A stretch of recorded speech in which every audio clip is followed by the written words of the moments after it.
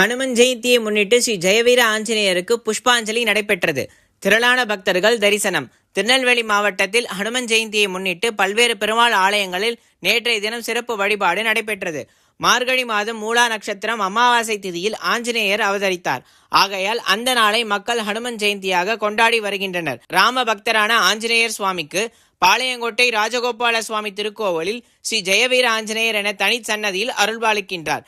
இந்த ஆண்டிற்கான ஹனுமன் ஜெயந்தி நேற்றைய தினம் மாலை கொண்டாடப்பட்டது. முன்னதாக ஆஞ்சநேய சுவாமிக்கு பால், தயிர், இளநீர், வாசனை திரவியங்கள், சந்தனம், பழங்கள் கொண்டு சிறப்பு அபிஷேகம் நடைபெற்றது.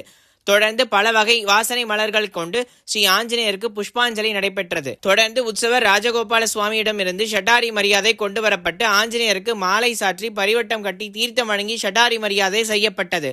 மேலும் ஆஞ்சநேயருக்கு பிரியமான பல வகையான பிரசாதங்கள், வடை, சுண்டல், முறுக்கு, ஜாங்கிரி, தோசை, புளியோரை போன்றவற்றை செய்து படைத்து பிரசாதமாக பக்தர்கள் அனைவருக்கும் வழங்கப்பட்டது. விழா ஏற்பாடுகளை கோவில் நிர்வாகம் மற்றும் இந்து ஆலய பாதுகாப்பு இயக்கம் ஏற்பாடு செய்திருந்தனர்.